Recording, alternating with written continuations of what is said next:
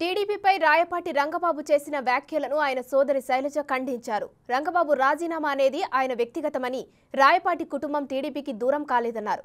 ఇంతకీ రంగబాబు ఏమన్నారు? దానికి శైలజ ఇచ్చిన కౌంటర్ ఏంటో చూద్దాం.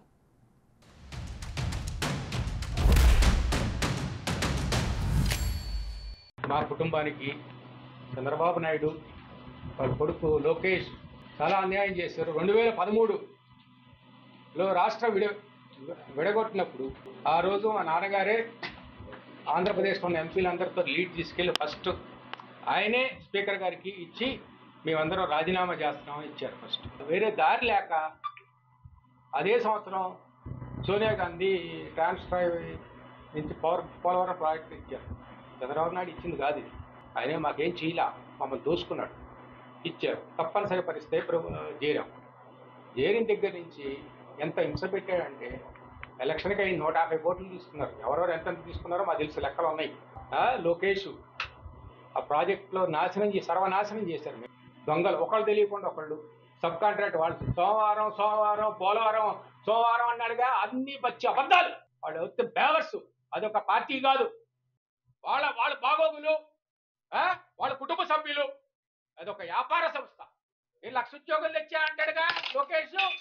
1,00,000 ఉద్యోగాలు తెచ్చా, ఇన్ని 1,00,000 ఉద్యోగాలు తెచ్చాను, కియా కట్టాను. మరి ఆంధ్రప్రదేశ్ ఎందుకు గెలవలేదు? ఎన్ని సీట్లు వచ్చింది రాయలసీమలో? శ్రీ సిటీ మేమే చేశా అన్నావు, ఎందుకు గెలవలేకపోయారు అక్కడ? నువ్వు ఎందుకు వచ్చావు మంగళగిరి? నువ్వు రాయలసీమగా వెళ్ళి అక్కడ పొడి చేయి. నువ్వు రాయలసీమ దమ్ము ధైర్యం రాయలసీమ. అక్కడ లేరా మనుషులు? అక్కడ మీ కులస్తులు లేరా? నువ్వు ఎట్లా గెలుస్తావు? వస్తావు మంగళగిరిలో. మంగళగిరిలో నేను కాండ్రు కమలా ఉన్నప్పుడు నేను ఎలక్షన్ చేశా, నేను ప్రత్యక్ష ఎలక్షన్ చేశా. అది బీసీ నియోజకవర్గం, నేను గెలిపించుకున్నా ఆయన్ని. మీరు అడగండి కావాలంటే కాండ్రు కమలాని, హనుమంతరావుని. నా దగ్గర పసుపు రాదు. ఈ కోస్టల్ జిల్లాలో, గుంటూరు, కృష్ణా జిల్లాల్లో కొలవాళ్ళు లేపుతున్నారండి. డబ్బులు తీసుకోవటం, టికెట్లు అమ్ముకోవటం. 2019 ఓడిపోయాం. ఆలోచించారా? ఈ ప్రభుత్వం సరిగ్గా పనిచేయలేదు. రాయపాటి సాంబశివరావు గారు అబ్బాయి రాయపాటి రంగారావు గారు ఏదైతే రెసిగ్నేషన్ సమర్పించడం అనేది కేవలం ఆయన వ్యక్తిగతంగా తీసుకున్న నిర్ణయం. దీనికి మా ఫ్యామిలీ వాళ్ళు ఎవరు కూడా సపోర్ట్ లేదు. సరే, రెసిగ్నేషన్తో అయితే మేము కూడా ఎవరు బయటకు వచ్చి మాట్లాడాల్సిన అవసరం ఉండేది కాదు. ఎందుకంటే తనకు అసంతృప్తి ఉంది, సీట్ ఇవ్వలేదు అనే అసంతృప్తి ఉంది కాబట్టి బయటకు వెళ్ళిపోయారు అనుకునేవాళ్ళం. కానీ దాని తర్వాత తను చేసిన చర్యలు కానివ్వండి, మాట్లాడిన మాటలు కానివ్వండి, ఇవన్నీ కూడా మేము అసలు సపోర్ట్ చేయట్లేదు. దానికి మాకు ఎటువంటి సంబంధమే లేదు.